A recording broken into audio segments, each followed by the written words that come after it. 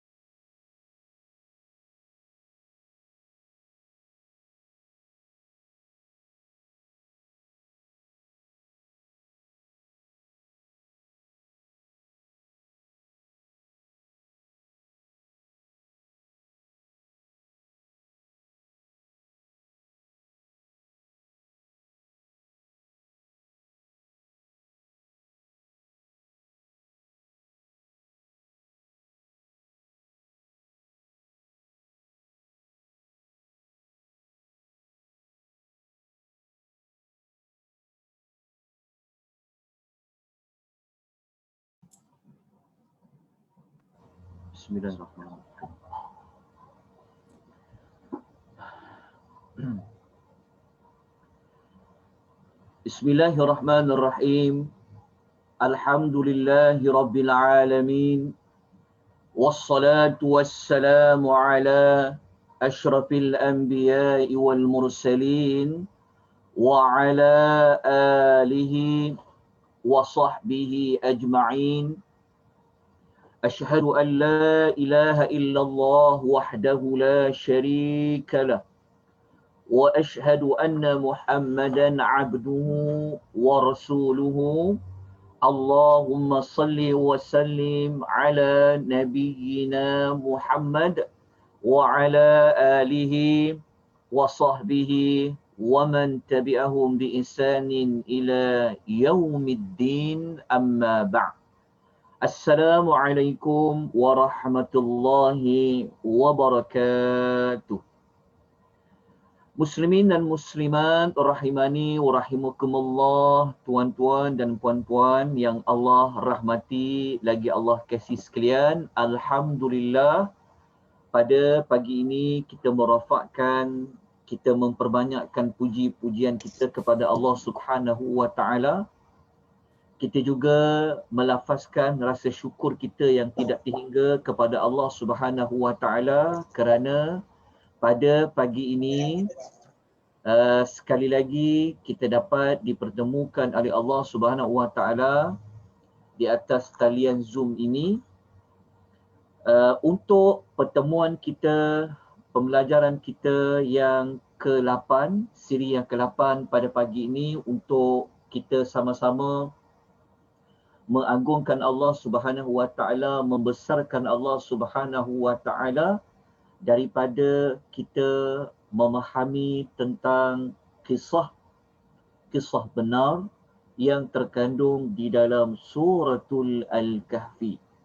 Semoga hasil daripada pembelajaran kita pada pagi ini Allah menambahkan keimanan kita, dapat menambahkan takwa kita kepada Allah Subhanahu wa taala.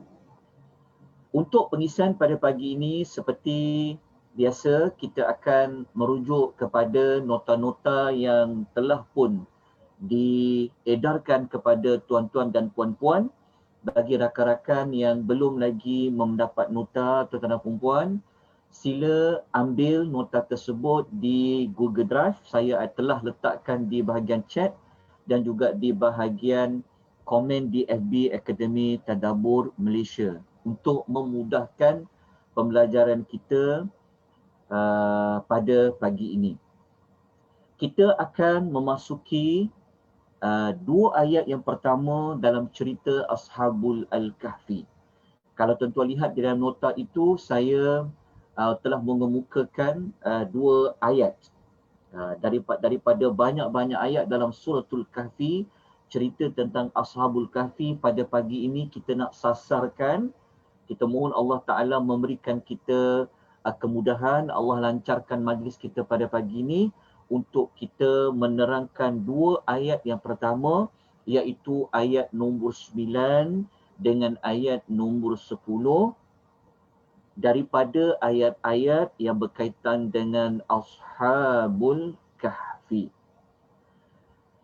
Ayat-ayat dalam cerita Ashabul Kahfi ini telah dibahagikan, telah disebutkan oleh Allah menggunakan pendekatan ayat 9 hingga 12, ia datangnya dalam bentuk cerita yang ringkas. Tetapi bermula ayat 13 sehinggalah ayat nombor 26, Allah menggunakan pendekatan menceritakan dalam bentuk ada perinciannya. Okey, ada ringkas dan ada terperinci. Maka pada pagi ini kita nak belajar terlebih dahulu pada ayat-ayat yang menyebut cerita tentang Ashabul Kahfi ini. Kita nak fokus pada ayat 9 dan ayat nombor 10 terlebih dahulu. InsyaAllah nanti pada kelas yang akan datang, siri 9, pada siri ke-10, InsyaAllah kita akan pergi kepada ayat-ayat yang lain. Sasaran kita 2 ayat terlebih dahulu pada pagi ini. Kita lihat kepada ayat yang ke-9. Okay, kita lihat dulu kepada ayat yang ke-9 dalam suratul Kahfi. A'udzu billahi minasyaitonir rajim. Am hasibta anna ashabal kahfi war-rakimi kanu min ayatina ajaba. Ayat 9, Allah Subhanahu wa Ta'ala memulakan dengan mengemukakan persoalan. Allah mengemukakan pertanyaan. Kepada siapa? Kepada Nabi sallallahu alaihi wasallam yang menerima Al-Quran. Maka Allah Ta'ala memulakan dengan bertanya kepada Nabi. Am hasibta, adakah engkau menyangka? Hasibta tu maksudnya vonanta, maksudnya sangkaan. Allah bertanya, apakah engkau menyangka anna sesungguhnya ashabal kahfi, kisah penghuni Ashabul Kahfi itu maksudnya penghuni gua, warraqimi, dan ar-raqim itu kanu min ayatina ajaba. Allah bertanya soalan. Allah mengatakan, apakah engkau wahai Muhammad, apakah engkau menyangka sesungguhnya kisah penghuni gua itu sahaja di antara ayatina, tanda-tanda ataupun ayat-ayat kami yang ajaba, yang sangat menakjubkan? Itu adalah persoalan yang Allah Ta'ala lontarkan kepada Nabi SAW, dan juga sebenarnya Allah Ta'ala bertanya juga kepada kita. Okay, kita akan ulas kenapa Allah Ta'ala tanya kan kepada Nabi SAW. Okay, sebelum kita mengulas, membicarakan dengan panjang lebar ayat 9 ni, kita kena mencari terlebih dahulu apakah perkaitan, apakah hubung kait ayat 9 ini. Yang ayat 9 ini merupakan permulaan nak memasuki cerita Ashabul Kahfi. Apa perkaitan dia dengan ayat-ayat sebelum ini? Yang mana kita telah belajar ayat nombor 1 sampai ayat nombor 8. Pagi ini kita bincang ayat 9. Apa hubung kaitnya cerita Ashabul Kahfi ini, bermula ayat 9 ini dengan ayat-ayat sebelumnya? Okay. Ada 2 sudut hubung kait, ataupun dalam istilah ilmu Quran kita guna istilah munasabah. Maksudnya, apakah munasabah ni?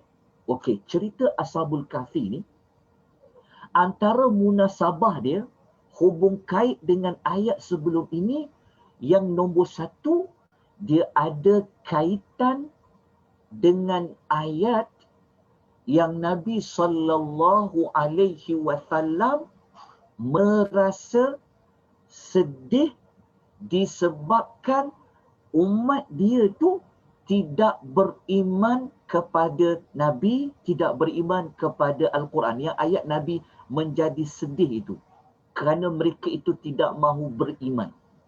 Okey, apa kaitan dengan Ashabul Kahfi ni? Okey, di antara ciri mereka tidak beriman kepada Nabi yang menyebabkan Nabi jadi sedih itu, dia ada kaitan dengan ketidakpercayaan terhadap hari akhirat. Maknanya antara perkara yang mereka menolak dakwah Nabi, mereka tidak terima ajakan Nabi sehingga menyebabkan Nabi jadi sedih tadi, maka ayat dalam surah Al-Kahfi ini dia boleh dikaitkan dengan menerangkan apa yang menyebabkan Nabi bersedih sangat tu. Kerana mereka ini tidak percaya tentang adanya hari kebangkitan semula. Apa kaitan dengan Ashabul Kahfi? Kerana Ashabul Kahfi ini dia ada kaitan dengan menghidupkan manusia yang telah lama dimatikan. Okey, jadi kaitan. Okey, hubung kait yang kedua. Cerita Ashabul Kahfi ini Allah letakkan selepas ayat nombor 8, dia ada kaitan dengan cerita ayat nombor 7 dengan ayat nombor 8 sebelum ini. Kalau tuan-tuan masih ingat, pada ayat 7, kita belajar tentang Allah Ta'ala ni dia telah menjadikan di atas muka bumi ini adalah perhiasan. Kita dah belajar. Okey. Sebenarnya hubung kait dengan suratul Kahfi ni, cerita Ashabul Kahfi ni satu cerita yang ajabar. Satu cerita yang menakjubkan. Okay, seperti mana kita baca ayat 9 tadi. Apa kaitan dia? Dia ada kaitan dengan Allah menciptakan bumi ini juga sebenarnya sangat menakjubkan. Maka di antara benda yang menakjubkan adalah cerita Ashabul Kahfi. Ini penerangan ringkas tentang perkaitan dengan ayat-ayat sebelum ni. Okay, kita terus fokus kepada ayat yang ke-9. Okay, ayat 9 ni, apa yang kita nak ambil teladan, maksudnya ayat 9 ni kita nak perincikan tentang apa? Sebab ramai orang tahu cerita Ashabul Kahfi ni. Kan, kalau kita tak cerita panjang lebar pun saya yakin ramai orang dah biasa dengar cerita tentang Ashabul Kahfi ni. Tetapi kalau kita masuk kepada peringkat kita nak tadabbur ayat, kita kena mengamati setiap patah perkataan, kalimah yang Allah gunakan pada setiap ayat. Okey, kalau kita baca ayat 9, kita akan bincang tentang kenapa Allah bertanya. Itu nombor satu kita akan belajar. Kenapa Allah bertanya tentang Ashabul Kahfi itu kepada Nabi? Yang kedua, kita nak belajar pada pagi ini tentang siapakah itu Ashabul Kahfi. Seperti mana ayat tu. Siapa itu ataupun apa latar belakangnya penghuni gua itu. Yang ketiga, kita nak belajar tentang kenapa Allah sebut Al-Kahfi. Kenapa mereka dimasukkan ke dalam gua? Kenapa mereka pergi ke dalam gua? Lepas tu kita nak ulas apa tu Rakim. Dan kenapa itu ayatina ajabah. Maksudnya, kita nak perincikan ayat 9 ni. Kalau sekadar kita baca ayat terjemahan, insya-Allah kita boleh faham. Tetapi apabila kita nak bagi ada rasa, kita nak bagi penghayatan tu lebih mendalam, maka kita kena mengamati, kita kena menghalusi pada ayat 9 ni. Setiap kalimah tu dia memberikan sesuatu maklumat yang sangat besar.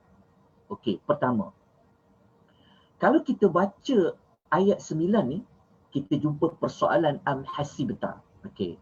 Kalau kita tengok di dalam nota tu, saya telah nyatakan, saya telah menukilkan ulasan yang dinyatakan oleh Al-Imam Sa'di.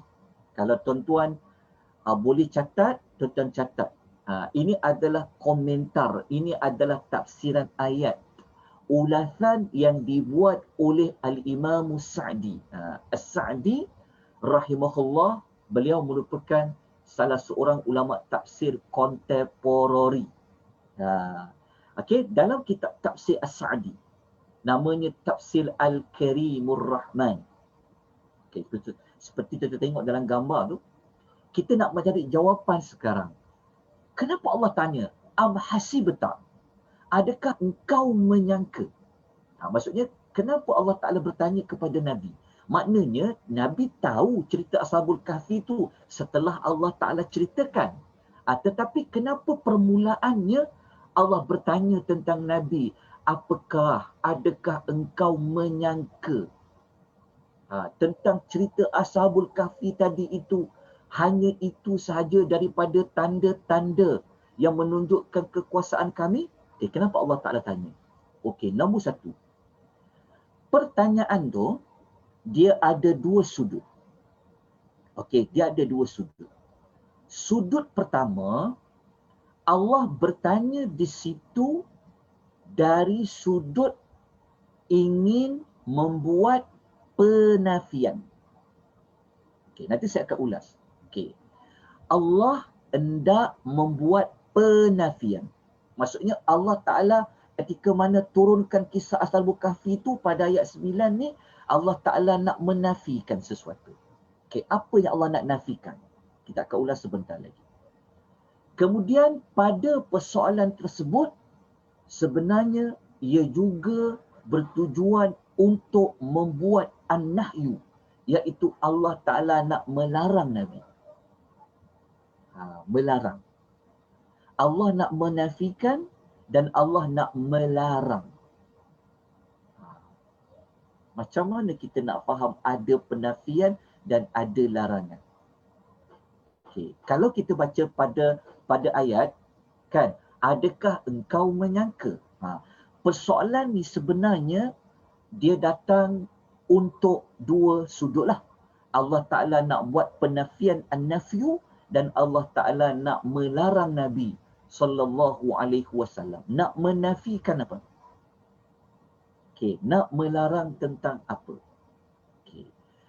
Ulasan ni saya tak bawa lah, saya tak letak dalam nota tu ulasan yang Imam Sa'di buat panjang lebar. Cuma saya bawa dua isi penting saja. Yang Imam Sa'di dalam tafsir dia, Tafsir Al-Karimur Rahman, beliau mengatakan, dia kata, ayat nombor 1 ni, cuba kalau kita baca terjemahan tu, kita kena baca berulang kali, insya-Allah kita boleh faham. Jadi Allah Ta'ala kata apa? Adakah engkau menyangka, engkau tu siapa? Nabi Muhammad sallallahu alaihi wasallam. Adakah engkau menyangka, adakah engkau sangka sesungguhnya kisah penghuni gua dan Ar-Rakim itu di antara tanda-tanda ataupun ayat-ayat kami yang sangat menakjubkan? Kan Allah Ta'ala tanya.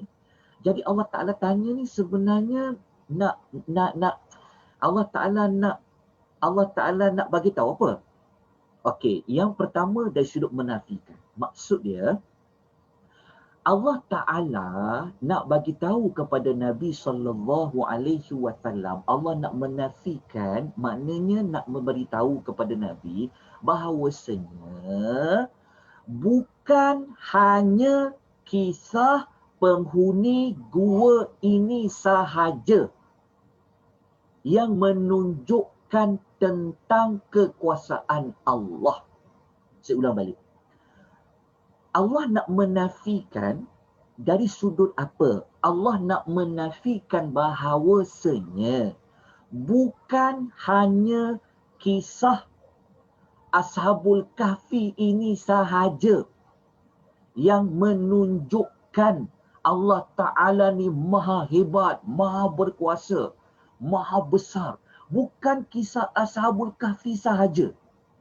Itu untuk menafikan yang pertama. Faham tak? Itu tu buat penafian. Tuan faham tak maksudnya? Okey, kenapa sampai Allah Ta'ala nak bertanya macam tu untuk menafikan? Maksudnya, saya ulas sekali lagi. Maknanya Allah Ta'ala nak bimbing Nabi, Allah Ta'ala nak ajar Nabi bahawasanya ada banyak lagi kisah-kisah lain yang sangat menakjubkan. Pada perkataan ajabah tu menakjubkan. Maksudnya Allah Ta'ala nak bagi tahu bahawasanya ada banyak kisah-kisah lain yang lebih takjub, yang lebih hebat daripada kisah Ashabul Kahfi ni. Bukan Ashabul Kahfi sahaja. Itulah untuk penafian. Jelas Okey, itu untuk penafian. Yang dari sudut larangan. Allah nak melarang tentang apa? Allah Ta'ala dari sudut larangan ni kata Al-Imamu As-Sa'di dalam tafsir dia, beliau mengatakan bahawasanya menafikan tadi faham kan? Termasuk larangan tadi. Larangan tadi maksudnya macam ni. Dia dua dalam satu lah. Maksudnya Allah Ta'ala nak melarang Nabi jangan menghadkan hanya kisah ni je yang takjub. Dalam masa yang sama Allah Ta'ala nak menafikan bukan kisah ini sahaja yang menakjubkan. Kita faham tak maksud dia? Maksudnya, Allah Ta'ala nak menafikan bahawasanya bukan kisah ni je satu-satu yang takjub. Kisah yang sangat menarik. Bukan kisah Ashabul Kahfi saja. Allah menafikan. Begitu juga Allah melarang untuk mengatakan kisah ni saja. Kisah yang menunjukkan ketakjuban. Yang menunjukkan kebesaran dan keagungan Allah. Maknanya, kesimpulan dia sebenarnya Allah Ta'ala nak bagi tahu bahawa ada banyak kisah lain yang sama macam Ashabul Kahfi ataupun yang lebih hebat lagi daripada cerita Ashabul Al-Kahfi yang menakjubkan. Itulah ayat pertama tu. Itu dia punya maksud yang ingin Allah Ta'ala terangkan kepada kita. Jelas tak? Kenapa sampai Allah Ta'ala perlu menafikan, perlu membuat larangan tu kepada Nabi? Kerana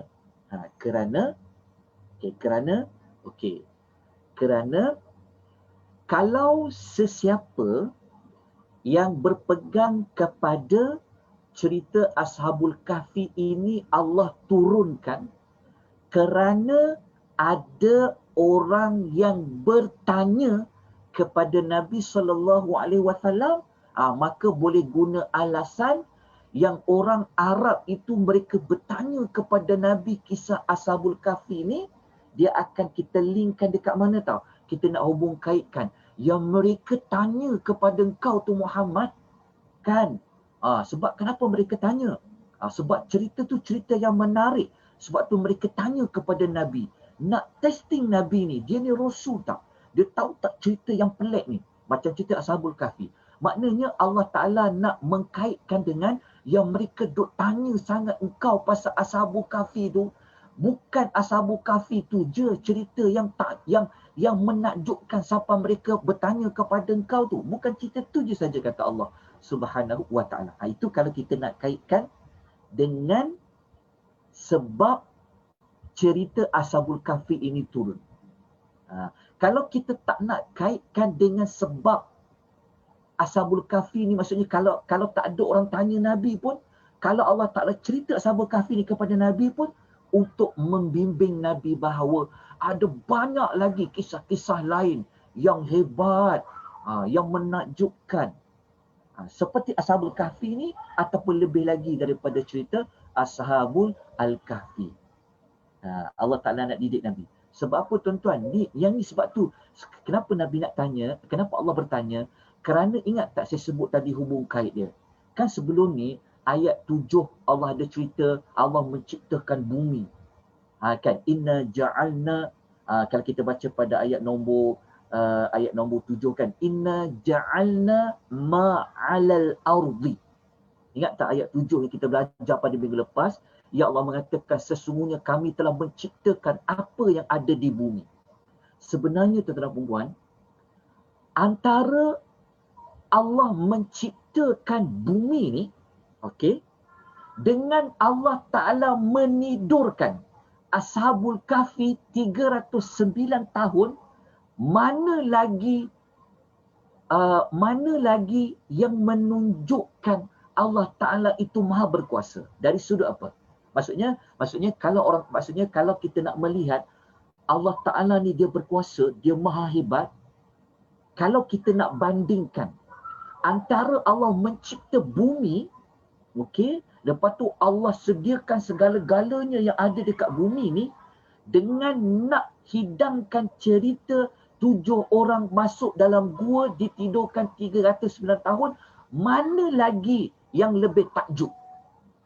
Mana lagi yang menunjukkan kekuasaan Allah?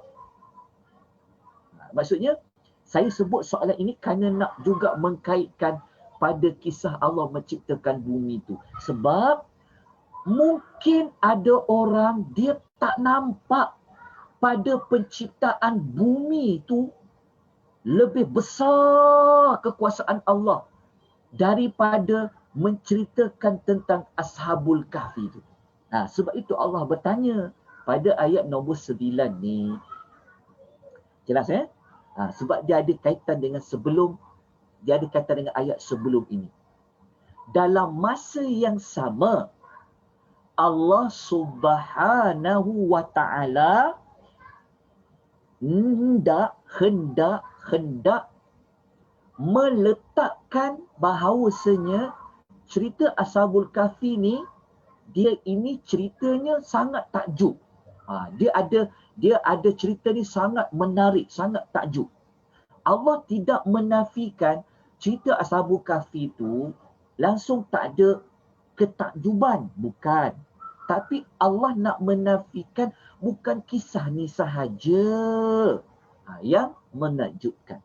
Okey, saya harap ulasan saya yang berulang-ulang ini dapat menjawab persoalan, dapat merungkaikan kenapa Allah Ta'ala bertanya tadi.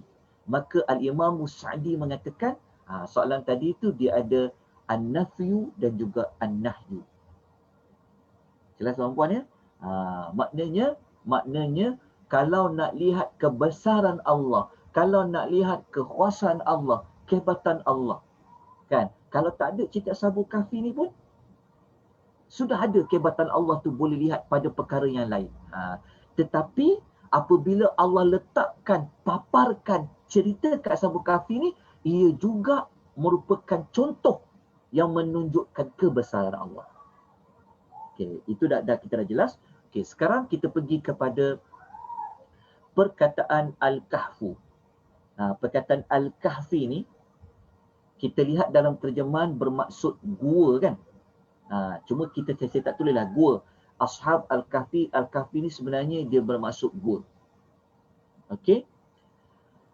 Gua dalam penggunaan dalam Al-Quran, perkataan gua ni Allah gunakan dua istilah. Kadang-kadang Allah menggunakan perkataan Al-Kahfu seperti surah Al-Kahfi ni, dan kadang-kadang Allah menggunakan perkataan Al-Ghar. Al-Ghar ni pun gua, Al-Kahfu ni pun gua. Tetapi ada beza antara Al-Kahfu dengan Al-Gharu. Kalau Al-Kahfu, guanya, saiznya dia berbeza dengan Al-Gharu. Tetapi persoalannya adalah kenapa Allah tidak kata Ashabul Kahfi ni, kenapa Allah tak kata Ashabal Ghar? Kenapa Allah tak guna Ashabal Ghar? Tapi kenapa Allah guna Ashabal Kahfi? Di sini kita nak cari jawapan. Sebab cerita ayat yang Maksudnya perkataan gua dalam Quran ada dua lah. Al-kahfu dengan al-gharu. Mungkin al-kahfu ni orang ambil kif batu kif tu lah. Kif kan. Kif. Wallahu alam lah. Tapi al-kahfu gua, al-gharu tu gua. Okey, mari kita lihat. Kenapa Allah Ta'ala memilih cerita Ashabul Kahfi itu menggunakan perkataan al-kahfu, tetapi ketika Allah cerita pasal Nabi, Allah guna gharu. Okey, mari kita lihat. Apa perbezaan dia? Okey. Dalam tafsir Adwa'ul Bayan yang ditulis oleh Muhammad Al-Amin Al-Syanqiti rahimahullah. Bahkan kitab-kitab lain pun banyak juga. Yang mana para ulama mengatakan, apa itu Al-Kahfu? Kita baca terjemahan gua. Okey, para ulama mengatakan Al-Kahfu itu dia kata An-naqbu al-muttasi'u fil jabal. Kalau sebut Al-Kahfu tu, dia adalah lubang yang luas yang terdapat di dalam bukit, di dalam gunung. Maksudnya luas yang berada di dalam gunung ataupun dalam bukit yang besar. Fa illam yakun wasi'an, jika lubang itu tidak luas, fa huwa gharu, maka ia akan disebut dengan perkataan ghar. Jelas tak? Nampak tak beza dia? Kalau Allah guna perkataan ghar, merujuk kepada lubang gua yang kecil je, sempit. Tapi kalau Allah guna al-kahfu, dia lubang gua yang luas. Okey. Mari kita hayati lagi bagaimana bijaksananya Allah Ta'ala dalam menggunakan perkataan. Okey, kita lihat. Di mana ayat Quran yang ada guna perkataan al-ghar? Okey. Kita tengok dalam surah Taubah. Ayat nombor 40. Surah nombor 9 At-Taubah. Ayat nombor 40. Okey, jumpa tak dekat sini perkataan al-ghar? Okey. Perkataan al-ghar. Kenapa pada ayat 40 ni Allah tidak menggunakan al-kahfu? Tentu ada sebab. Allah yang maha bijaksana, pasti ada sebab dia. Kenapa dia tak kata, kenapa ayat 40 At-Taubah ni tak guna al-kahfu? Okey, pertama kita kena tahu dulu. Ayat 40 ni cerita pasal siapa? Okey, ayat 40 ni tuan-tuan, cerita tentang Nabi dan Nabi SAW dengan Abu Bakar Siddiq radhiyallahu anhu yang pergi melarikan diri daripada orang Arab musyrikin yang nak bunuh Nabi ni. Kan orang Arab musyrikin nak bunuh Nabi. Maka Nabi kena keluar daripada bumi Mekah ni.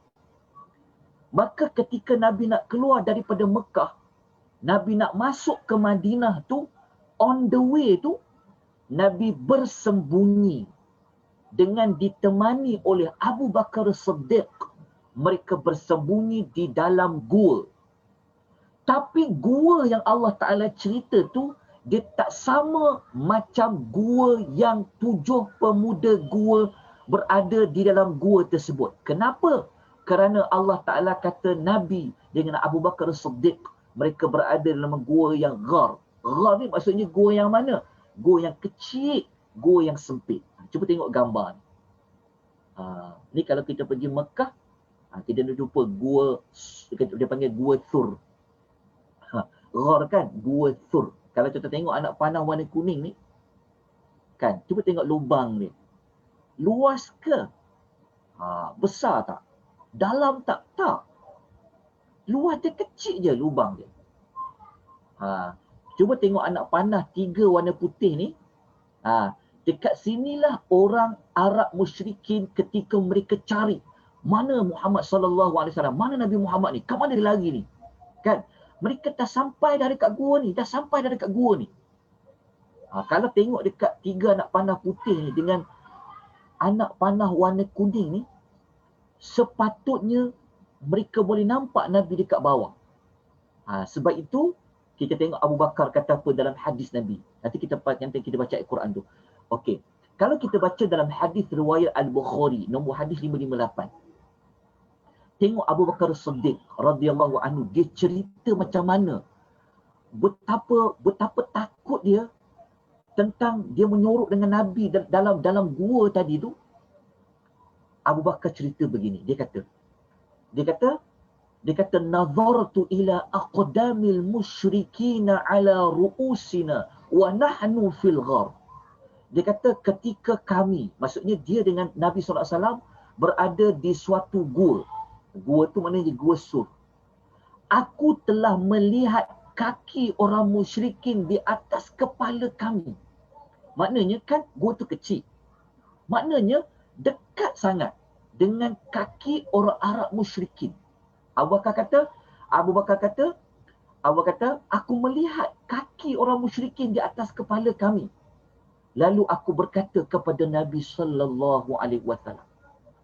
Dia kata, ya Rasulullah, "Lau anna ahadahum nazara ila qadamaihi absarna." Tengok ya.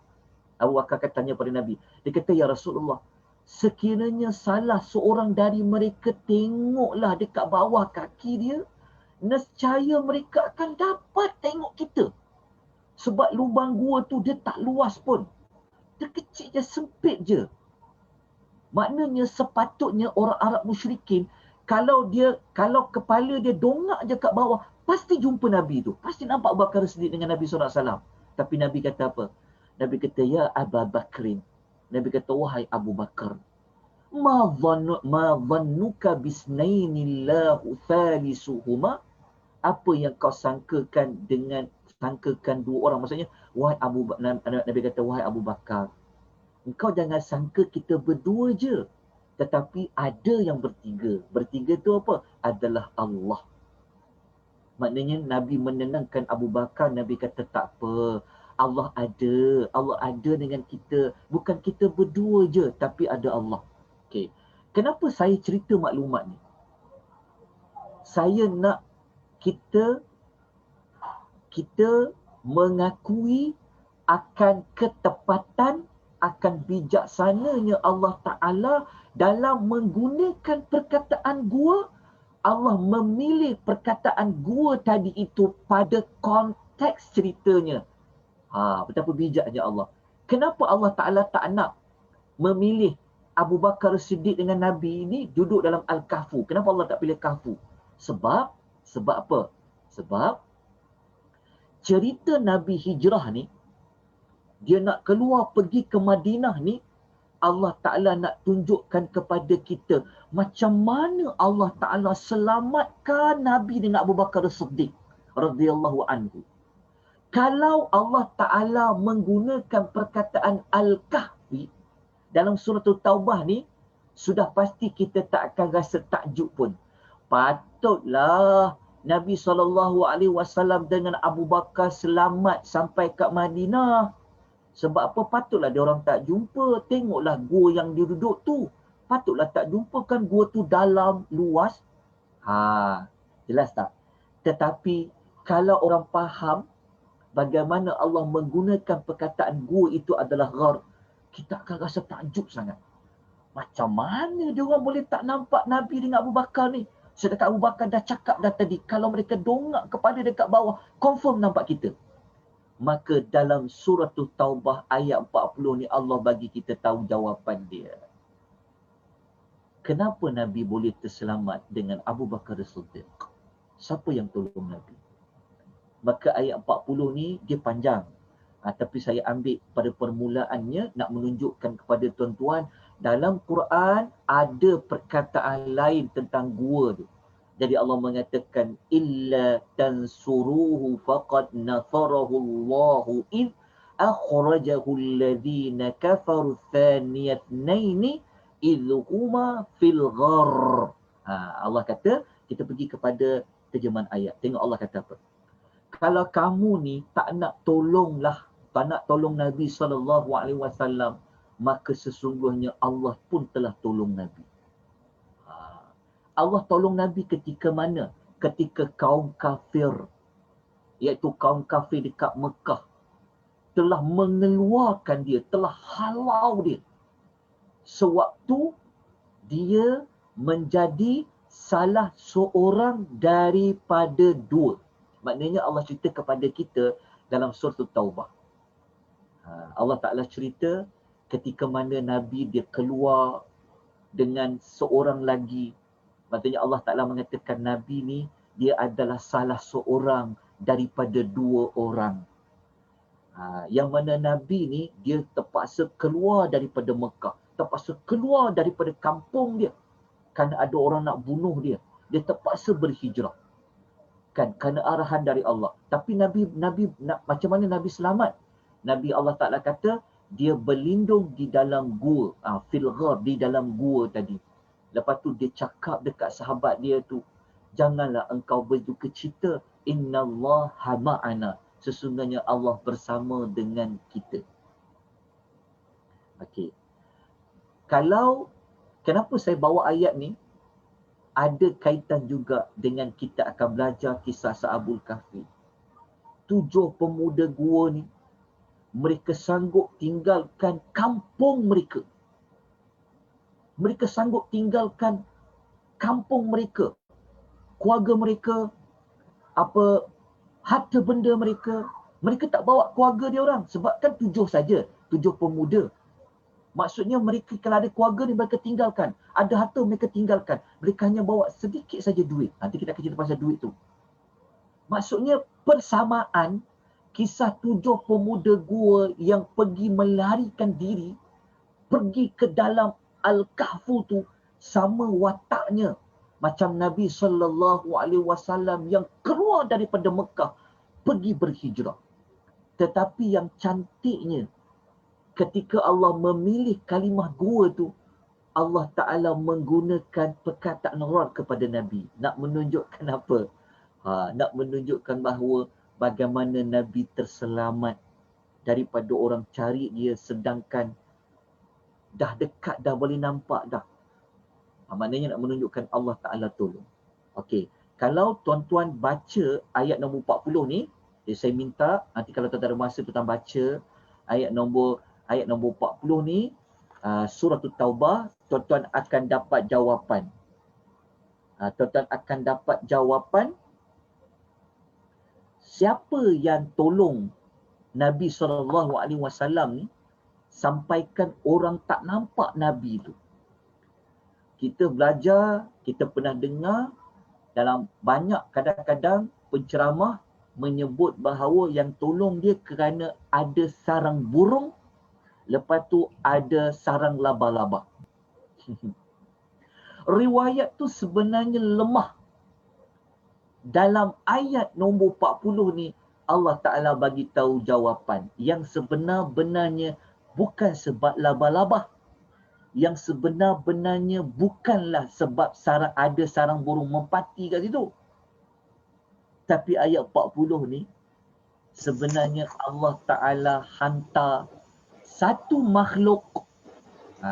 Allah Ta'ala hantar satu makhluk. Okey? Allah Ta'ala hantar kepada Nabi satu tentera. Yang orang kafir musyrikin tak nampak tentera tu. Iaitu malaikat. Sebenarnya yang tepat. Quran sebut ayat sama 40. Tapi kita kena baca pada hujung dia lah. Kita akan jumpa Allah mengatakan apa? Wa ayyadahu bi junudil lam tarauha. Allah Ta'ala kata apa? Kami telah kuatkan dia, iaitu kuatkan Nabi Muhammad ni dengan bantuan tentera yang kamu tidak akan dapat tengok dia. Sebenarnya malaikat. Bukan pasal burung merpati dengan sarang labah-labah tu. Okey, jelas ya? Okey. Lepas tu, satu lagi fakta. Orang kita, Malaysia ni terkenal dengan maklumat. Nabi keluar hijrah tu adalah bulan Muharram. Sebenarnya jika dibuat kajian, penelitian, Nabi keluar dengan Abu Bakar menyorok dekat Gua Sur ni sebenarnya ia adalah pada bulan Rabiul Awal. Bukan bulan Muharram. Kalau tak percaya, Carilah jawapan dia. Itu tak naklah buat isu hangatkan, sebab kita dah biasa. Daripada kita kecil sampailah kita dewasa, kita dah besar, masuk bulan Muharram, bulan hijrah. Bulan Muharram, bulan hijrah. Kalau buka kita sejarah, bukan bulan Muharram, tapi pada bulan Rabiul Awal. Sebab tu Nabi menyorok dekat gua ni 3 hari. Okay, itu saja nak selit-selitkan tuan-tuan dan perempuan, supaya cari jawapan. Iya ke? Sebab kita ni, apabila kita, ialah kan, kita duk dengar selama ni burung merpati lah, cara labah-labah lah. Tapi kalau kita minta bawa dalil, mana dalil dia? Mana maklumat tu?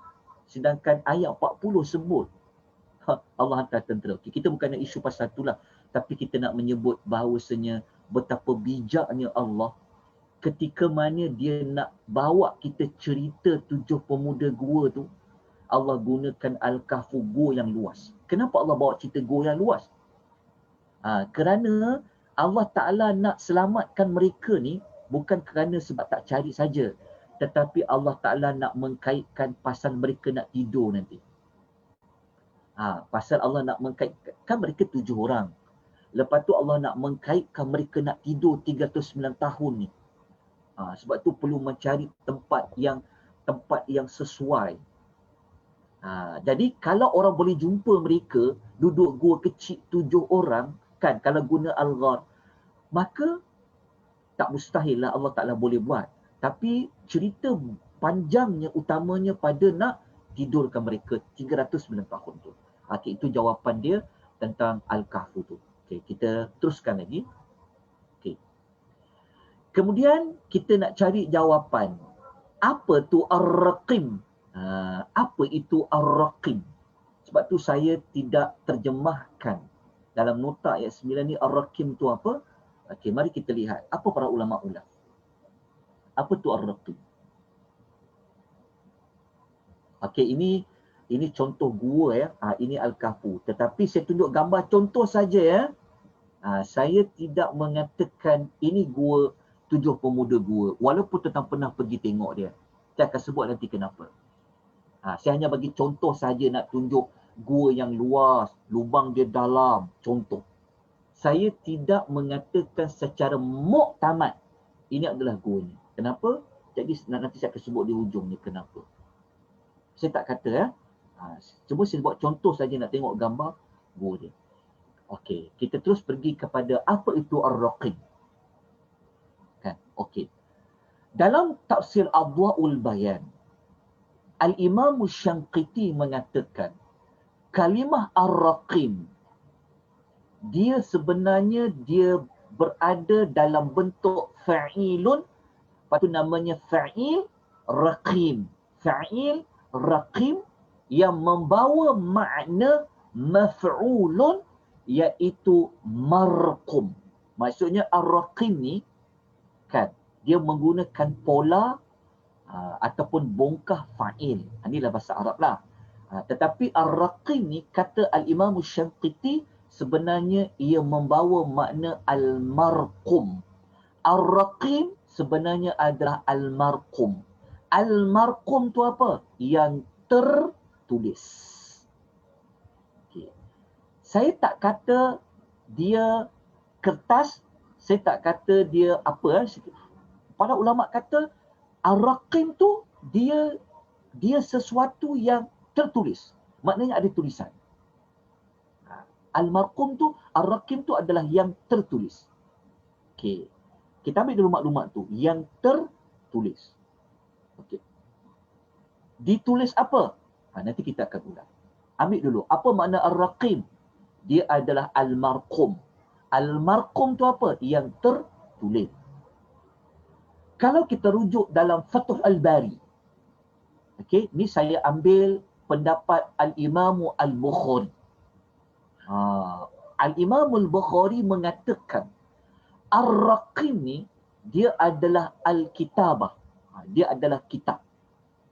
Lepas tu dia kata Ar-Raqim ni dia adalah Al-Marqum. Macam tadilah sama, iaitu maktubun, iaitu yang tertulis.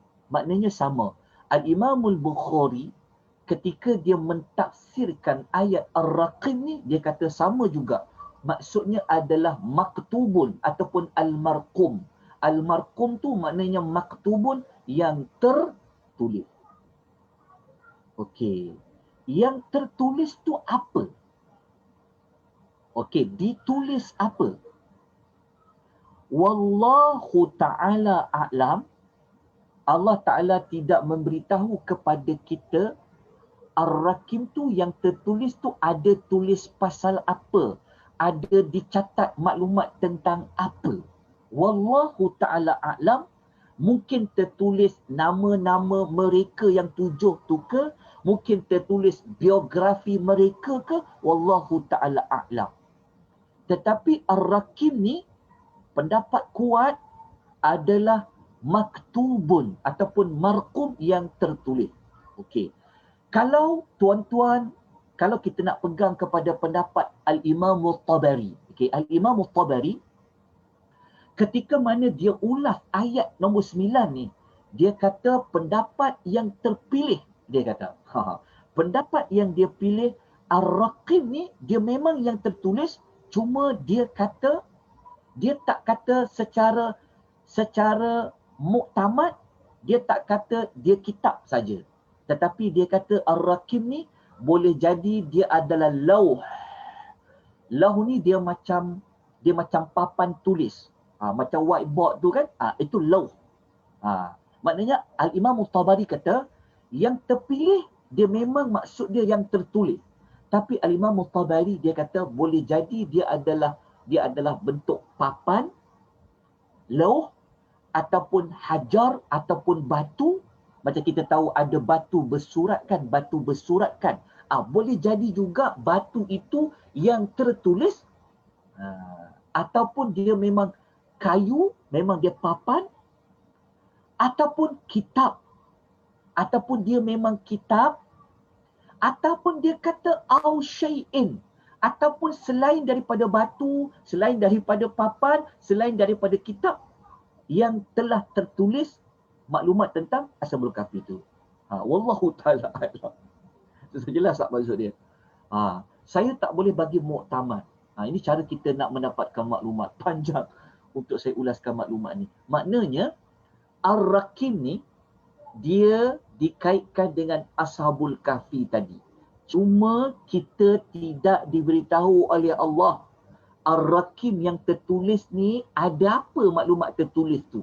Kalau dia batu tu batu bersurat, tertulis apa kat batu tu? Wallahu ta'ala a'lam.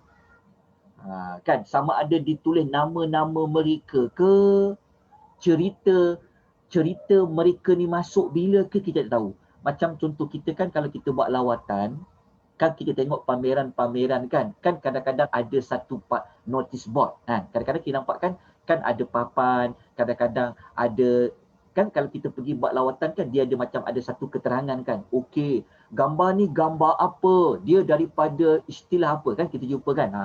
Maka macam tu jugalah pada Ashabul Kahfi tu. Dia ada sesuatu yang tertulis. Ditulis apa itu kita tak tahu. Nama mereka ke, asal usul mereka ke tidak dapat diketahui. Okey, itulah Ar-Raqim. Wallahu ta'ala a'lam. Okey, jelas Alright. Kalau terjemahan tuan-tuan ditulis apa? Wallahu ta'ala a'lam. Okey, kalau dalam Quran terjemahan yang ada di tangan saya ni contoh, dia tak tulis, dia kekalkan perkataan Ar-Raqim. Wallahu ta'ala a'lam.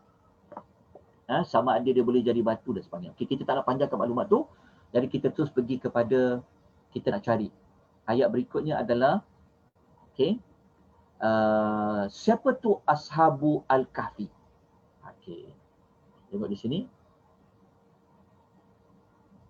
Yeah. Siapa tu Ashab Al-Kahfi tu? Okay, ayat pertama. Okay, kenapa saya nak kemukakan maklumat begini? Ya.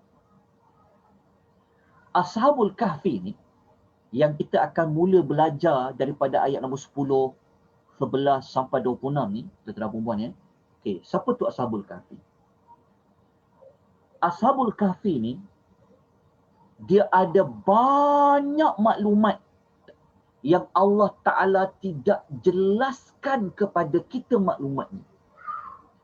Kalau ada siapa-siapa ada maklumat lengkap tentang Ashabul Kahfi ni, dia mesti ambil sumber bukan dari Quran, bukan dari hadis Nabi SAW. Sebab apa? Sebab dalam hadis Nabi, dalam ayat Quran, bermula ayat 10 sampai 26 ni, kan tidak ada banyak maklumat yang mencerita siapa tu Ashabul Kahfi. Allah Ta'ala tidak ceritakan, dalam hadis pun macam tu. Kalau ada orang beri maklumat, contohnya macam mana? Contohnya dia boleh cerita, saya tahu cerita Ashabul Kahfi ni dia berlaku pada zaman bila. Kalau dia tahu maklumat tu, tanya pada dia, kau dapat mana maklumat ni? Ini kan cerita orang terdahulu ni. Dia kata dalam kitab. Kitab apa? Maksudnya begini. Okey, siapa tu Ashabul Kahfi? Okey, kita tengok dalam nota tu, tengok yang atas tu maklumat tu. Ashabul Kahfi, maklumat yang Allah tidak jelaskan siapa tu Ashabul Kahfi, tolong ambil maklum. Maknanya tuan-tuan jangan expect, tuan-tuan jangan jangka ikut kelas tadabbur hari Sabtu ni tuan akan dapat maklumat lengkap tentang Ashabul Kahfi. Saya minta maaf banyak-banyak. Sebab apa? Sebab maklumat Ashabul Kahfi ini memang banyak tidak Allah Ta'ala jelaskan. Contohnya apa? Okey, contohnya waktu kejadian. Kejadian itu maksudnya 7 pemuda gua ni, mereka ni wujud sebelum adanya orang Yahudi ke? Ataupun selepas orang Yahudi itu ada? Ataupun mereka ni sebelum zaman Nabi Isa ke? Atau selepas zaman Nabi Isa? Allah Ta'ala tidak jelaskan. Kalau tuan-tuan jumpa dalam kitab tafsir tu, itu hanya pendapat yang dilontarkan oleh para ulama. Dan kemungkinan besar Israeliat. Kita tak kata Israeliat itu semua kita tolak. Tak. Tapi saya beritahu awal-awal. Dalam kita mengikuti, memahamkan satu cerita, elakkan daripada menyibukkan diri untuk mencari maklumat yang Allah Ta'ala tidak jelaskan. Allah tak jelaskan, Nabi tidak jelaskan, maknanya tidak ada kepentingan. Kalau boleh jumpa sekalipun dalam kitab, dia akan berada pada benar atau tidak benar. Okey, contoh waktu kejadian. Okey. Yang kedua, agama apa yang mereka anuti 7 pemuda gua ni, mereka memang menyembah Allah. Okey, cuma Allah Ta'ala tidak terangkan. Mereka ni agama Yahudi ke, agama Nasrani ke, ataupun ada agama langit yang lain. Tidak, Allah Ta'ala tidak jelaskan. Okey, jelas. Kemudian yang ketiga, Allah Ta'ala tidak jelaskan juga siapa nama raja yang mereka melarikan diri pergi kepada gua tu. Nama raja tu apa? Mereka ini raja tu raja Rom ke, Yunani ke, Parsi ke, Yahudi ke, raja Arab ke? Sebenarnya Allah Ta'ala tidak jelaskan. Walaupun ada ulama tafsir kata dia adalah Daqyanus. Wallahu ta'ala a'lam. Okey. Kemudian nama tempat gua tu, dia pergi kat mana? Tu yang saya sebut tadi tu. Kita sebenarnya, kita tak tahu tau. Sebenarnya lokasi gua 7 pemuda pergi ni dekat mana sebenarnya. Sebab tidak ada ayat, tidak ada hadis yang mengatakan muktamad itulah tempatnya. Dia tak sama macam cerita kaum Lut. Dia tak sama cerita macam kaum Ad, kaum Samud tu, sebab memang Allah Ta'ala sebut, Allah Ta'ala nak kekalkan dia punya sisa-sisa tempat tu. Sebab tu tempat tu ada. Tapi Ashabul Kahfi, Allah tak kata. Allah Ta'ala nak kekalkan gua tu, tempat tu, Allah tak sebut. Maknanya dia terdedah kepada di mana tempat sebenar. Sebenarnya pun tak ada maklumat. Sama ada dia duduk dekat Jordan ke, dia berada dekat Suria ke, dekat Syria ke, dia dekat Turki ke, wallahu ta'ala alam. Lepas tu kita tak tahu nama tempat tu dan juga nama lokasi itulah, gua tu. Lepas tu kita juga tidak diberitahu oleh Allah apa pekerjaan 7 pemuda gua ni. Mereka anak raja ke? Mereka orang bangsawan ke? Mereka orang biasa ke? Rakyat marhaen ke? Pun Allah Ta'ala tidak ceritakan. Hadis pun tidak ceritakan. Lepas tu, macam mana mereka boleh dapat hidayah Islam? Pun Allah Ta'ala tidak ceritakan. Lepas tu, macam mana 7 lelaki ni dia boleh bertemu? Adakah mereka ini kawan sekampung? Macam mana mereka bertemu? Pun Allah Ta'ala tidak jelaskan. Walaupun ada kitab tafsir yang ulas dia. Sebenarnya tidak ada dalil yang menyokong. Saya kena tegas dalam bab ni. Nak ajar tuan-tuan puan supaya kita tak akan bincang benda-benda ni. Lepas tu kan dia bawa anjing pun kita tak tahu anjing tu anjing siapa punya. Kenapa dia bawa anjing? Kita pun tidak tahu. Lepas tu siapa nama 7 orang ni? Pun kita tidak tahu. Bila mereka sampai dekat dalam gua tu? Hari apa? Pagi ke? Petang ke? Pun tidak Allah sebutkan. Lepas tu ketika mereka terjaga 309 tahun selepas mereka terjaga. Kan mereka cari, mereka lapar nak makan. Apa nama tempat tu pun mereka tidak bagi tahu. Apa yang berlaku dialog antara mereka itu pun Allah Ta'ala tidak bagi tahu. Semua maklumat ni banyaknya yang tak tahu Ustaz. Iyalah. Sebab apa? Sebab Allah Ta'ala tidak bagi tahu. Dalam hadis Nabi SAW yang saya pun tak bagi tahu. Maklumat ni diulas oleh Syekh Salah Abdul Fattah Al-Khadiri. Tengok gambar kitab ni. Beliau yang kemukakan maklumat ni, dia kata tak payah carilah, dia kata. Benda ni perkara yang mubahamat. Dalam bukunya Ma'a Qasasis Sabiqin fil Quran. Kesilapan kita kadang-kadang kita pergi habiskan masa nak mencari siapa nama dia, siapa nama anjing dia tadi tu. Ada apa pada nama? Kalau bagi namanya Abu Ali Ahmad pun boleh. Janji 7 orang. Contohlah. Tak penting pun. Okey. Lepas tu, yang pentingnya apa? Yang pentingnya apa? Dekat sini kita nak ambil hujung ayat 9 ni. Okey. Ayat 9 ni, kita nak ambil pada ayat ni. Min ayatina ajaba. Okey, nampak tak perkataan ayatina? Okey, ayatina ni maknanya ayat-ayat. Cuma dalam terjemahan kita dia guna perkataan tanda-tanda. Betul juga. Tapi kalau terjemah harfiah, kita translate terus daripada ayat ni, maksudnya ayatina, maknanya ayat-ayat kami. Ayat-ayat kami tu sifat dia apa? Ajaba, menakjubkan. Okey, kenapa saya letakkan anak panah warna merah ni?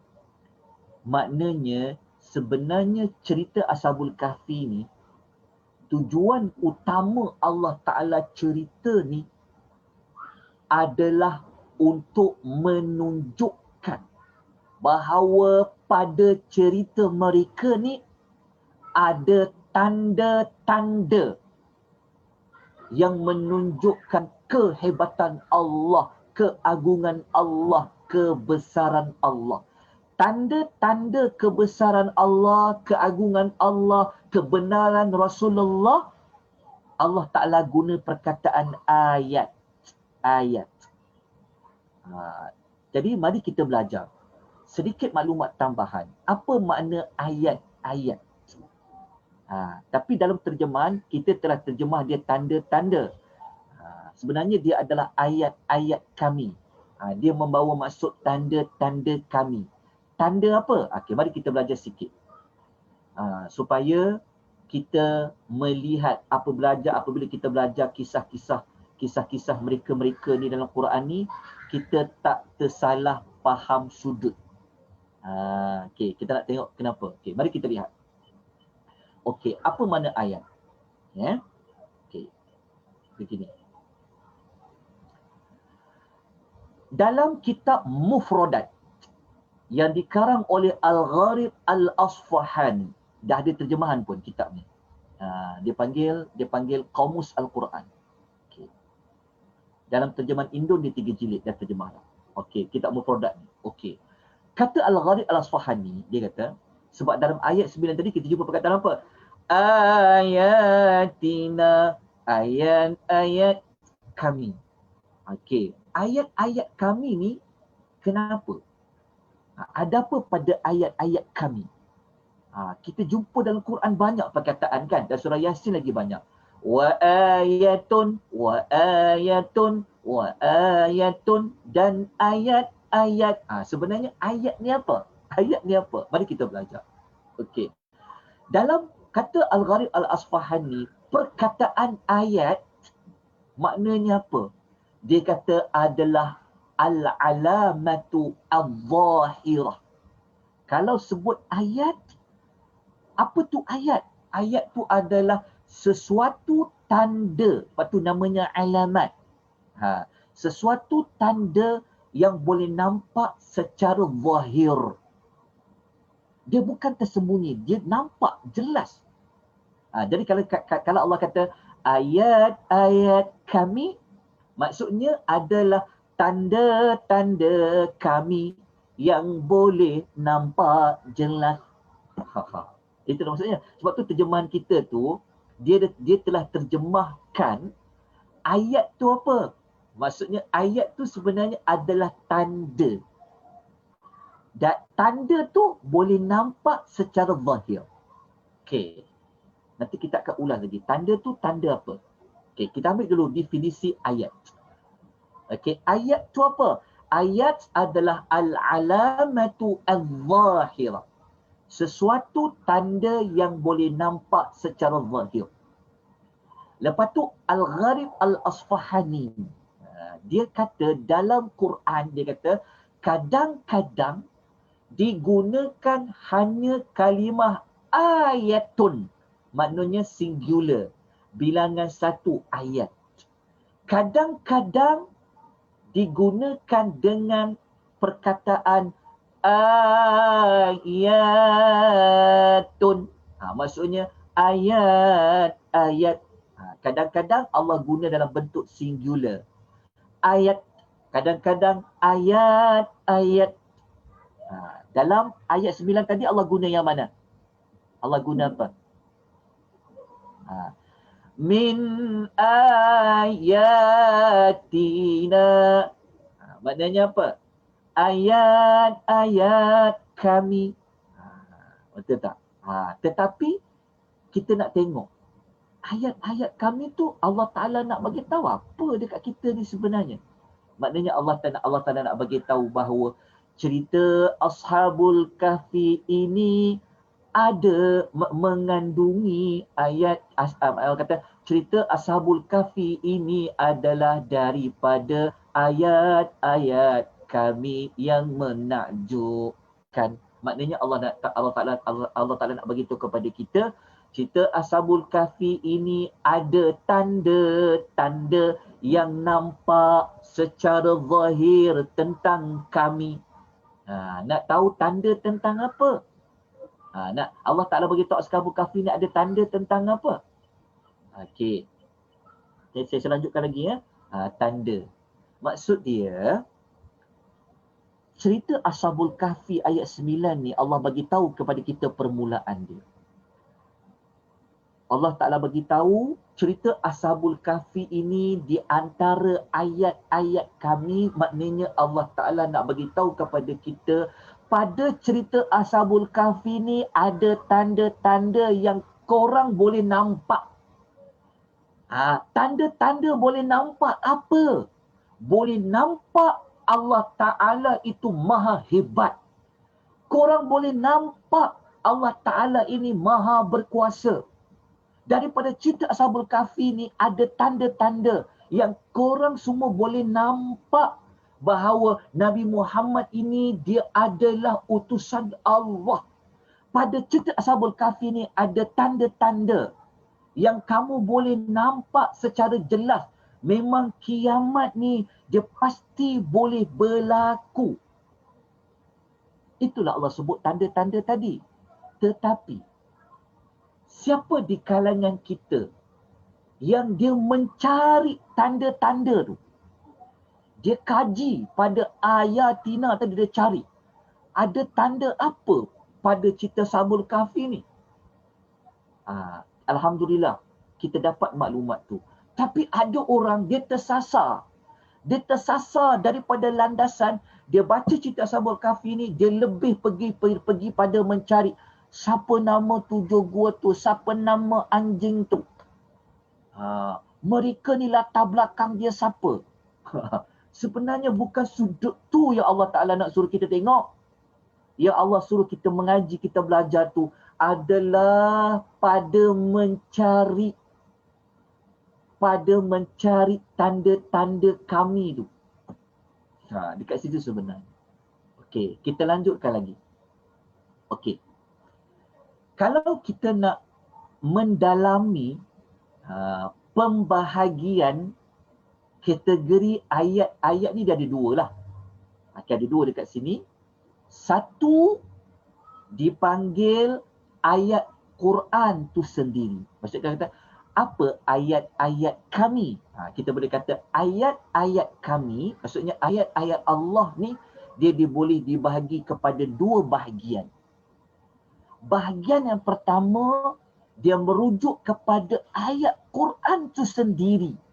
Maksudnya ayat Quran tu sendiri, dia sudah menampakkan kepada kita, kita boleh nampak Allah Ta'ala tu berkuasa. Hebatnya Allah Ta'ala ni, kita boleh nampak pada ayat Quran tu sendiri. Macam saya sebut tadi kat tuan-tuan dan perempuan lah. Kan? Kenapa Allah Ta'ala pilih Al-Kahfu? Kenapa tak pilih Al-Gharu? Daripada kita mengamati, menganalisis, menghalusi, kita akan dapati hebatnya Allah Ta'ala ni. Macam kita dah belajar tempoh hari, ingat tak? Kan kenapa Allah guna qayyima? Kenapa Allah guna iwaja? Kenapa tak guna awaja? Itu kita dah ulas. Maknanya pada ayat tu sendiri, kita boleh sudah nampak hebatnya Allah Ta'ala. Quran ni dari Allah Ta'ala. Kat situ. Dan ayat-ayat Allah yang kedua, bahagian yang kedua, kita boleh nampak Allah Ta'ala ini dia hebat, dia berkuasa pada kauniat. Kauniat tu maksud dia pada penciptaan alam semesta ni. Maksudnya, para ulama menamakan penciptaan alam semesta ni macam matahari, bulan, bumi, langit, laut, gunung-gunung, pokok-pokok ni, sebagainya tu, kata Allah, kata para ulama, dia duduk, dia terletak di bawah pembahagian ayat-ayat kauniat. Ayat-ayat kauniat ni maksudnya apa? Pada penciptaan Allah Subhanahu Wa Ta'ala. Okey, kalau orang tanya, apa tu ayat? Kita ambil balik yang tadi tu. Ayat tu adalah alamat. Apa tu alamat? Alamat tu adalah tanda. Tanda apa? Tanda yang kau boleh nampak. Nampak apa? Nampak Allah tu hebat. Nampak Allah tu berkuasa. Nampak Allah tu sekian dan sekian. Maka kalau nak nampak Allah tu berkuasa, hebat, kita boleh lihat pada dua sudut. Pada ayat Quran itu sendiri, pada alam yang Allah ciptakan, yang ada di sekeliling kita itu. Okey, jelas? Dapat tak? Saya pun tak tahu pukul berapa ni. Saya duk cakap macam ni panjang. Dah pukul 11.45. Ada waktu lagi. Okey, itu tak jelas. Okey, saya akan tunjukkan pada tuan-tuan perempuan pembahagian dia. Okey? Sebab tu kalau tuan baca surah Yasin kan, contoh, kau banyak jumpa wa ayatun, wa ayatun, wa ayatun. Lepas ni dah tahu dah. Kalau jumpa dalam Quran perkataan ayat, ayat, ayat, ingat perkataan alamat, alamat, alamat. Alamat yang mana? Alamat zahirah. Okey. Mari kita tengok contoh. Okey. Kalau kita nak tengok contoh, di mana pembahagian yang kata ayat-ayat Allah tu merujuk kepada ayat-ayat Quran, mari kita tengok. Saya datangkan contoh Suratul Baqarah ayat 252. Okay, tengok tulisan warna merah tu. Dekat kita baca dekat ayat ni Allah kata apa? Tilka ayatullah. Jumpa tak perkataan? Ayatullah. Allah kata, itulah ayat-ayat Allah. Cuba tukar. Ingat, ayat tadi, apa maksud ayat tadi?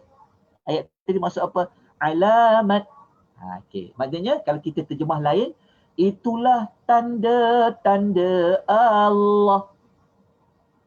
Tanda-tanda Allah. Maksudnya kita boleh nampak kekuasaan Allah tu. Pada apa? Maka Allah kata, tilka ayatullahi natsluha alaika bilhaqq.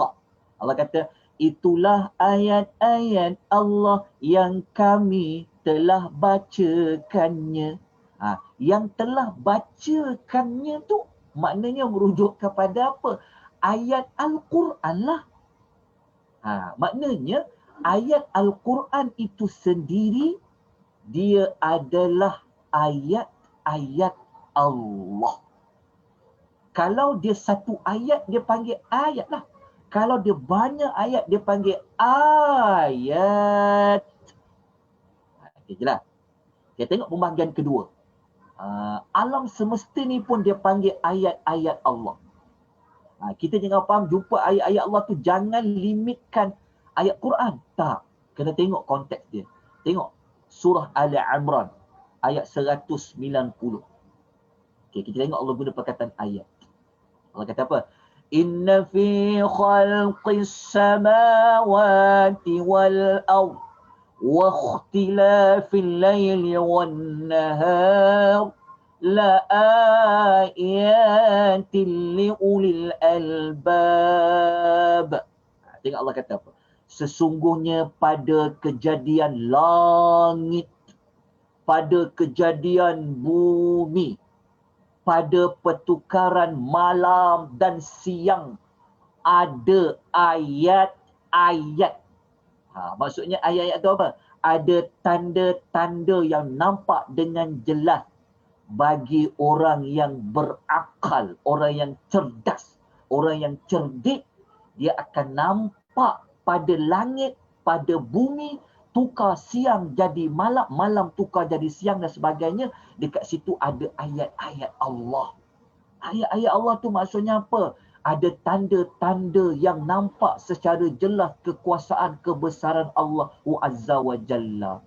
Tapi kita kalau tengok langit, tak nampak tanda-tanda kebesaran Allah. Tukar malam jadi siang, kita tak nampak kebesaran Allah. Sebab apa? Sebab kita tidak mengetahui tentang hikmah pada penciptaan itu. Tapi kita belajarlah pada pagi ni. Kita jumpa kan? Nampak ya? So lepas ni kalau jumpa perkataan ayat, bahagikan dia kepada dua. Ayat Quran itu sendiri dipanggil ayat. Alam semesta ni juga dipanggil ayat. Okay, jelas? Maknanya, kalau kita dah faham dekat sini, maknanya cerita Ashabul Kahfi ni sudut utama yang kita belajar ni untuk apa?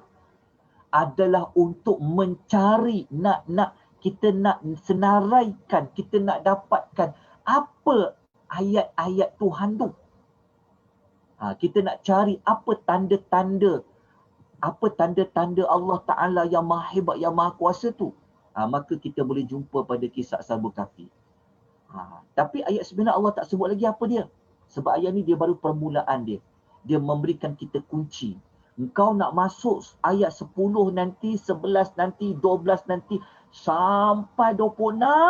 Allah Ta'ala beritahu kita, di situ kau akan temui ayat-ayat kami. Maknanya Allah Ta'ala beritahu, nanti kau akan jumpa, kau akan nampak dengan jelas akan kekuasaan, kebesaran, kehebatan kami. Kata Allah Subhanahu wa Ta'ala. Itu sepatutnya yang kita nak ambil daripada kita belajar kisah Ashabul Al-Kahfi. Nanti kita akan belajar, kita akan jumpa. Kita akan nampak tentang tanda-tanda ayat-ayat tu. Okey, jelas Okey, di antara dia, ni saya bawa satu contoh lah. Tapi saya tak ulas panjang lebar, saya nak sebut satu contoh je. Kita ambil suratul Kahfi ayat yang sama, surah sama, ayat 21. Di antara tanda-tanda tu, kita boleh nampak apa? Ni ayat kat hujung-hujung. Tuhan kata apa? وَكَذَلِكَ أَعْثَرْنَا عَلَيْهِمْ. Demikianlah kami dedahkan kisah Ashabul Kahfi itu kepada orang ramai. Supaya apa? لِيَعْلَمُوا. Supaya orang mereka itu mengetahui. Mengetahui apa? أَنَّ وَعْدَ اللَّهِ حَقٌّ. Janji Allah itu adalah benar. Wa anna as-sa'ata la raiba fiha. Dan hari kiamat itu tidak ada sebarang syak padanya. Okey, ini di antara tanda. Nanti kita akan belajar lagi. Okey, di antara tanda-tanda ayat-ayat Allah pada Ashabul Kahfi itu, kita akan belajar pasal gua tu sendiri. Gua tu sendiri sudah ada tanda-tanda. Matahari kita akan belajar lah. Tapi kita ambil dulu, kenapa saya nak belajar suratul Kahfi pada kisah Ashabul Kahfi? Apa yang saya nak cari? Jawapannya adalah saya nak melihat, saya nak mencari apakah tanda-tanda yang ada pada Allah. Nak cari kekuasaan Allah tu supaya apa? Saya nak tingkatkan iman saya. Saya nak tingkatkan ketakwaan saya. Maka dari kisah Ashabul Kahfi itulah kita boleh dapat manfaat dia. Okey. Kita pergi kepada penutup dia, ayat 9 Okey, kita tengok. Saya kongsikan tuan-tuan dan puan-puan ulasan yang dibuat oleh As-Sa'di dalam tafsir dia. Dia kata ayat 9 ini, dia kata kisah Ashabul Kahfi ni sebenarnya untuk apa? Al-Imam As-Sa'di dia kata macam ni. Saya kalau dalam bahasa, kalau dalam Arab, dalam kitab tu dia kata hujung sekali dia buat kesimpulan, dia kata apa? Bal wadhifatul mu'mini at-tafakkuru bi jami'i ayatillah.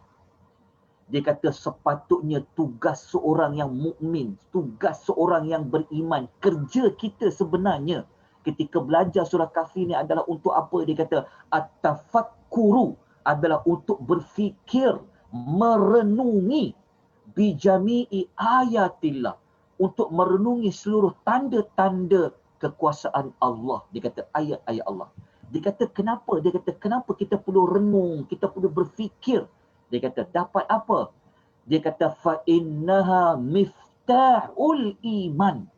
Dia kata kalau kita merenung, berfikir, mengamati, dia kata pada kisah Ashabul Kahfi ni, pada ayat-ayat Allah Ta'ala ni, dia kata ia merupakan kunci kepada iman. Maksudnya iman kita didadakan. Macam mana kita nak tingkatkan kepercayaan kita kepada kehebatan Allah, iman kita percaya tentang Allah kan?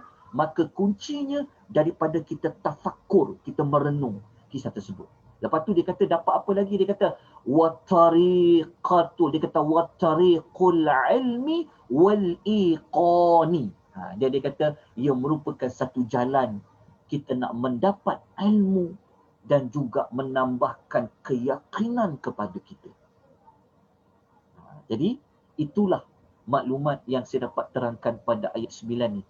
Jadi siapa yang mengikuti kelas tadabbur suratul Kahfi ni, masuk kelas-kelas lain jugalah. Okey, jangan kita menghabiskan waktu kita membincangkan perkara yang Allah Ta'ala tidak jelaskan seperti yang saya kongsi tadi tu. Tapi kita nak cari apa tujuan utamanya adalah untuk merenung, berfikir, menghayati tentang ayat-ayat ayat-ayat Allah yang terkandung dalam suratul Al-Kahfi ni. Jadi kita masuk kepada pengajaran ayat nombor 9. Habis ayat 9. Tapi apa pengajaran yang kita boleh ambil pada pagi ini? Apa action plan dia? Apa tindakan yang kita perlu ambil pada ayat 9 pada pagi ini?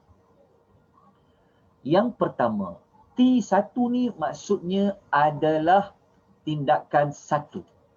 Lepas ni kalau kita belajar, saya akan kita akan letakkan tindakan. Saya namakan ia sebagai tista, ringkasan dia. T itu maksudnya adalah tindakan. S tu selepas, T itu tadabbur.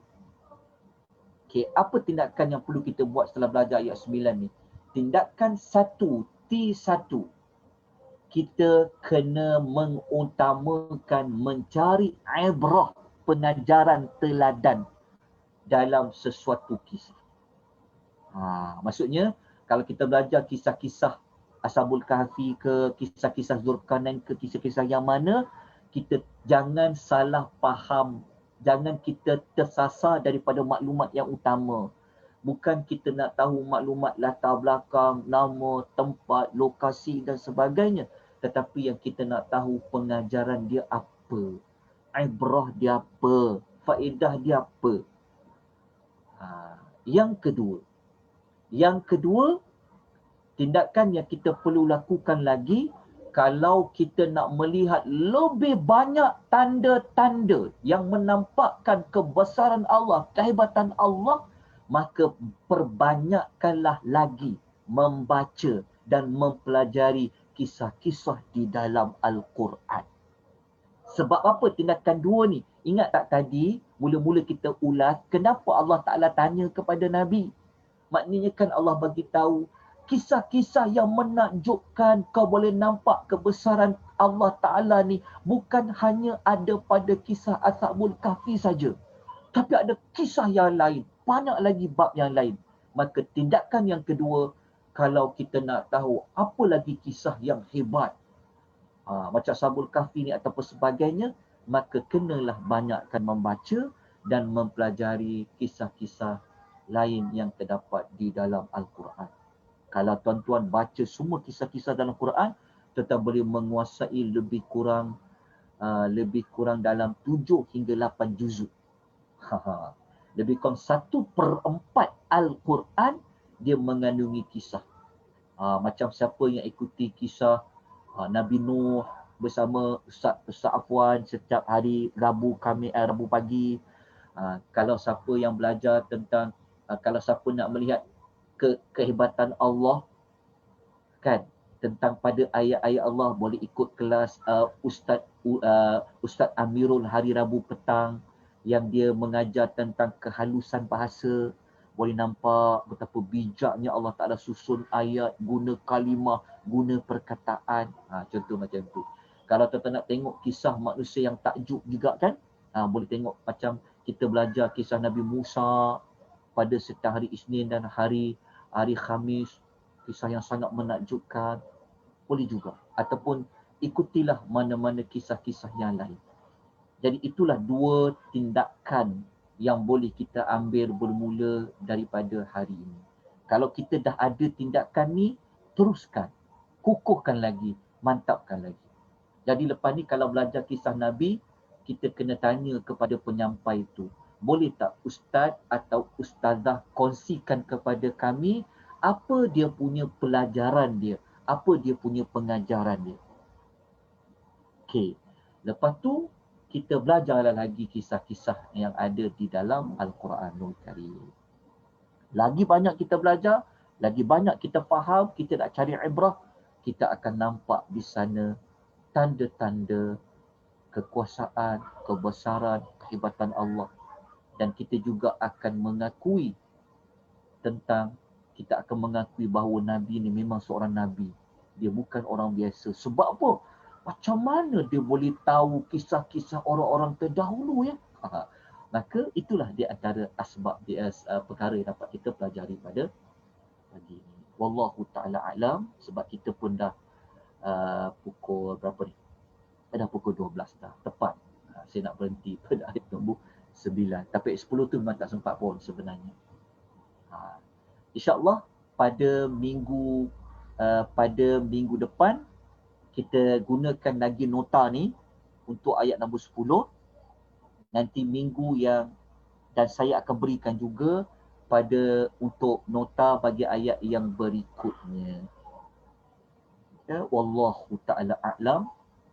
Sekadar ini sahaja yang dapat saya kongsikan. Moga-moga kita mendapat banyak manfaat. Kita tak perlu terkejar-kejar nak habiskan cerita tuduh pemuda gua ni, tetapi kita kena pasak dulu dengan apa yang kita nak cari daripada kisah tu. Sebab tu saya ulas untuk ayat yang pertama.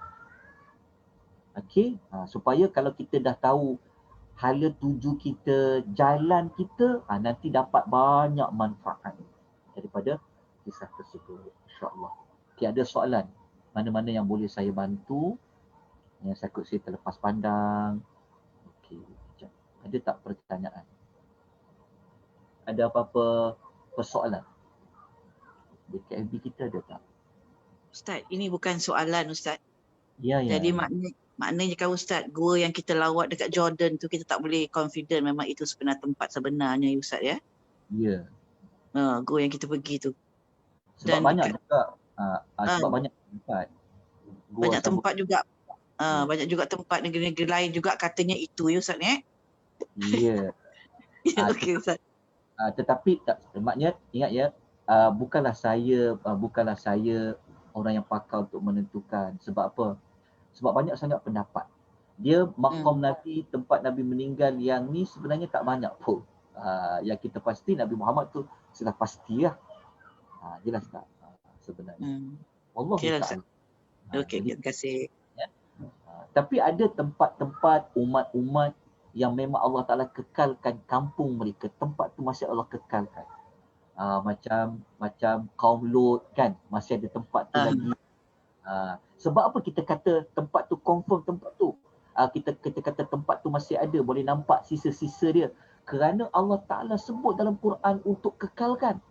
Macam kisah kaum Ad kan, ternampak. Yang lain tu Wallahu Ta'ala a'lam. Sebab Allah Ta'ala, sebab tidak ada mana ayat dalam suratul Kahfi yang Allah mengatakan Allah Ta'ala nak kekalkan gua tu. Allah Ta'ala nak kekalkan benda tu ada. Sebenarnya tidak ada tu. Ya. Okey, Ustaz. Terima kasih Ustaz. Wallahu Ta'ala a'lam. Tapi kalau saya tersilap, tolong betulkan ya. Kalau silap saya tolong betulkan. Wallahu Ta'ala a'lam. Sebab kalau saya merujuk kepada yang buku yang ditulis oleh Syekh Salah ni pun, saya rujuk dalam buku Ma'al Qasas As-Sabiqin ni, Syekh Salah Abdul Fattah Al-Khalidi, ulama Jordan ni. Dia sendiri, orang Jordan, dia sendiri cakap bahawa kita tak tahu sebenarnya lokasi dia di mana, dia kata. Wallahu ta'ala. Okey Ustaz. Okey. Sekejap, ada yang tanya soalan ni. Macam mana kita nak menyantuni kisah-kisah berkaitan Ashabul Kahfi? Kemungkinan dari riwayat Israiliyat. Menyantuni ni maksudnya begini. Cara dia mudah je. Kalau fakta itu dia bukan dari Quran, kalau fakta itu bukan dari hadis Nabi SAW yang sahih atau kita boleh terima, kita tawakuf je. Contohnya kalau ada riwayat Israiliyat lah sebut kan. Walaupun contohnya tak salah pun. Kalau kita belajar, okey, dalam kitab Tafsir Ibn Katsir ni disebut. Tafsir Ibn Katsir ni kata nama raja yang pergi buru 7 pemuda gua ni namanya adalah Daqyanus. Okey, kalau kita peganglah namanya Daqyanus. Sebenarnya tak salah. Sebab apa? Sebab dia hanya nama. Kalau kita bagi letak namanya Sultan Muzaffar pun, contohlah, pun boleh juga. Yang paling penting bukan pada nama tu. Tapi cara dia macam mana kita nak berhadapan, cermat kita macam ni je. Kita pegang kepada pendapat no comment lah. No comment ni istilah dia tawakuf. Tawakuf ni maksudnya kita tak menolak, kita juga tidak menerima dia secara muktamad. Faham tak maksudnya? Sebab pada nama ni dia tidak gugat akidah kita lah. Kan? Sebenarnya dia tidaklah menggugat iman kita dan sebagainya. Tapi kalaulah dia berbentuk menjatuhkan kemuliaan seseorang ke, bawa kepada kesyirikan sebagainya, kita tolak riwayat tu. Tapi kalau riwayat tu lebih pada nama, lebih pada macam mana mereka bertemu, mereka jumpa dekat satu kolam air, ada Ibn Katsir sebut macam tu kan. Maka cara kita menyantuninya kan, sebab yang sebut tu bukan calon-calon ulama Ibn Katsir. Tapi kita kena tahu kalau Ibn Katsir bawa, kita sebagai pelajar yang baca ni, dia ada kaedah dia. Maka disiplin kita kata bagi kita senang je. Waktu tu tak ikut metodologi saya ni, saya memang tak akan, saya bukan tolak Isra'iliyat tu secara 100%. Cuma kaedah kita dahulukan benda yang penting. Macam tu. Jadi kalau ada riwayat Isra'iliyat, kita ambil jalan tengah. Kita tak tolak, kita tak gunakan untuk bincang. Maksudnya macam tu je. Kita tak terima, kita juga tak tolak. Kita tak tolak tu maksudnya kita biarlah pendapat macam tu. Tapi kita tak terima tu maksudnya kita tak ulas maklumat-maklumat tentang tu. Jadi kita letakkan dia di bawah no comment lah. Tawakuf. Ia lebih selamat. Sebab apa? Sebab kita kan belajar. Fakta yang tak boleh dinafikan kesahihannya. Kan? Kesahannya tentulah Quran dengan hadis. Kalau riwayat tu dia ada sama dengan Quran hadis, tak apa, kita boleh terima. Macam nanti kita belajar namanya adalah Khidir. InsyaAllah. Nanti kita boleh terima riwayat tu sebab memang dalam hadis ada sebut namanya Khidir. Sedangkan Quran tak sebut, tapi hadis sebut. Nanti kita akan sebutkanlah.